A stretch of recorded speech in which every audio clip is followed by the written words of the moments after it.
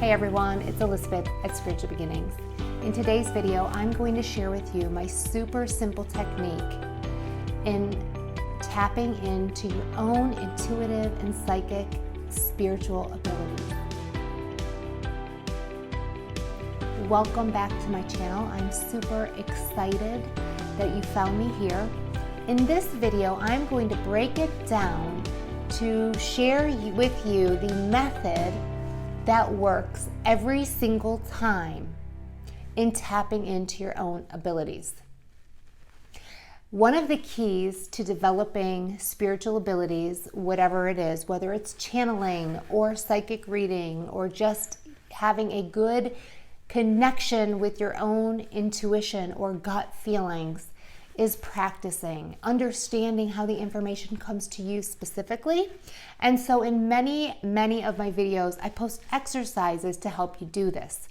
So in previous videos, I shared the method and the exercise in the same video, but I think it's going to be more helpful for all of my viewers to have a video to come back and refer back to that shares the method, and then the daily videos that I post with the exercises, those are separated. So you can use this video where I share the method along with those other exercise videos, so you don't have to hear and repeat the method every single time. So let me know if you like this new style, if this is helpful for you. And if you prefer me to go back to the old method, you can put that in the comments below. So give me some feedback so I know what is going to be most helpful for you. All right, so again, practice is the key to developing your own intuitive, psychic, spiritual, whatever abilities that you're working towards. And it's in practicing that you get really good at it, that you really understand how the information is coming to you. But you need a method that you can use every single time to get reliable results. Otherwise, you're just sort of waiting for information to come to you. But with a specific method, it will help you tap in every single time. So the first step in the method that I teach is relaxing. In order to get good intuitive information, you have to build a connection with yourself. And when the world is going on around you, you have noise and a mind that just keeps running and running and running. You have to be able to put that aside. And the first step in putting that aside is just relaxing. So what I teach people to do, number one, is to get into a really comfortable position. And you don't need to be into a meditative stance. You don't need to be cross-legged. You don't need to be sitting straight up. You can just get into a position that's comfortable for you. For me, just relaxing on the couch is what I like to do. So whether it's laying down in your bed, just make sure you're not in a position where you're going to fall asleep, because if you get too relaxed and you fall asleep, obviously you're not going to be able to get any work done.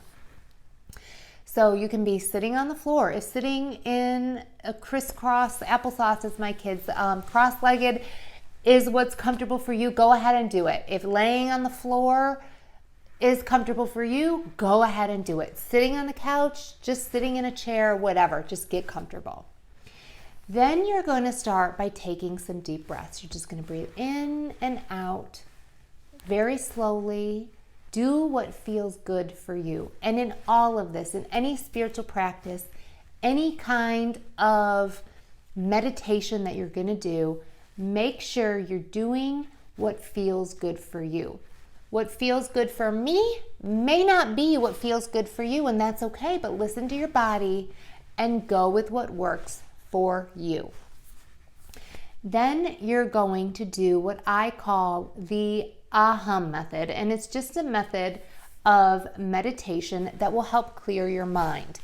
This helps shift you from the ego mind, the loud chatter that is constantly going on in your mind, to your intuitive mind, which is the mind that is clear from all the gunk. The monkey mind is pushed out, pushed away, and you are really focused in your body, in yourself, connected to yourself. So in order to do this method, I like to close my eyes because I need to reduce the amount of stimulus from the environment. So I close my eyes, and if you want to do it with your eyes open, that's fine too. Again, do what works for you.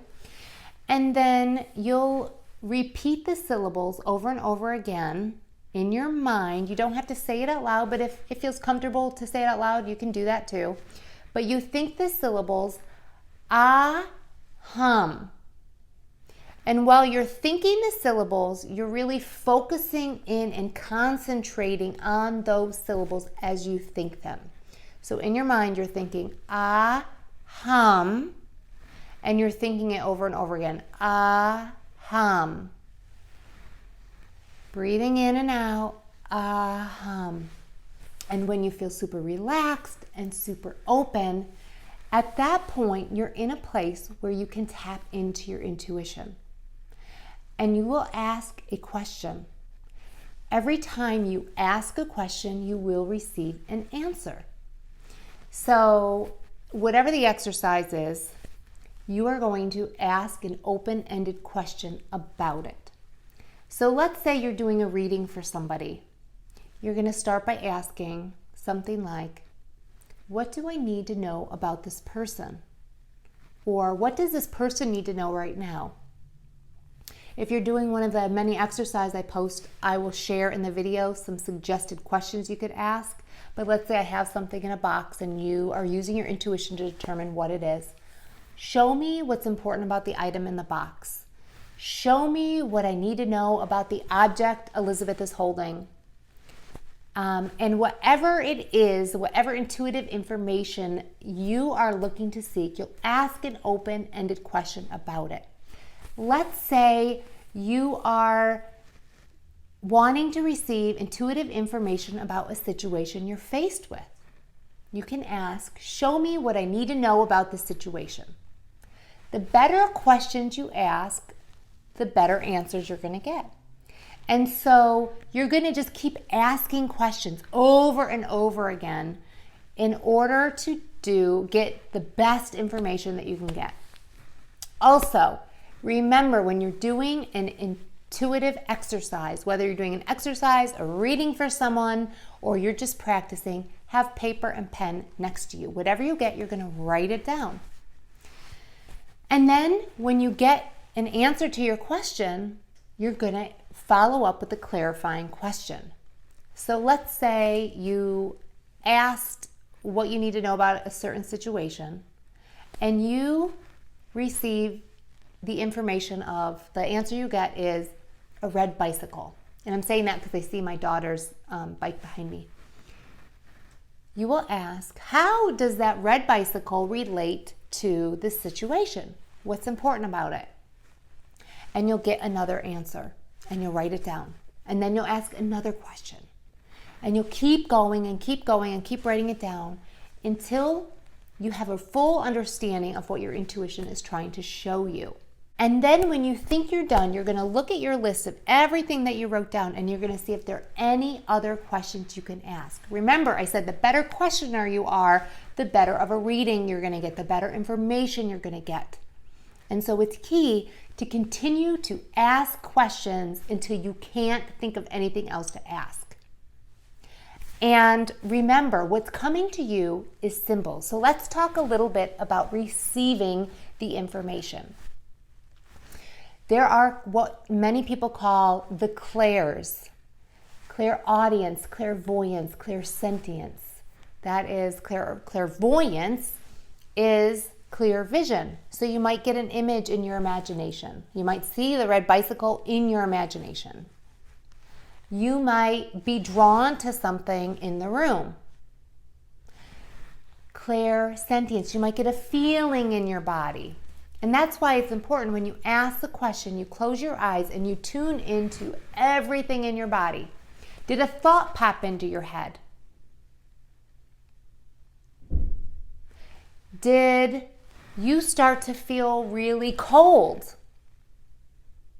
If so, how does feeling cold relate to the question I just asked?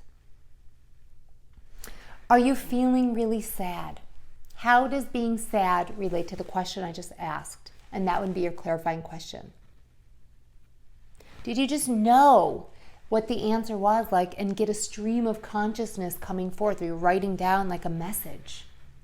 That happens to me a lot. Like all of a sudden I'll just start writing an answer down, and there are little nuggets in whatever I'm writing that I'm going to ask clarifying questions to. And just really be quiet within yourself. And if you feel like you're making it up, a lot of this has to do with trust, but you can always do the aham method again. You can just feel your body, take a minute, take in a couple deep breaths, feel your body. That's very grounding. And then do the aham method again. Aham, thinking it, thinking those syllables while really concentrating on the syllables. Aham, and then ask again. Ask the question again and go through the process and keep clarifying. It's really important too, if you get something that's super silly, that you go with it, because so many times it's the silliest things that you think are silly that really resonate with whoever you're doing the reading for. So remember that too. Don't be shy. Give whatever you get.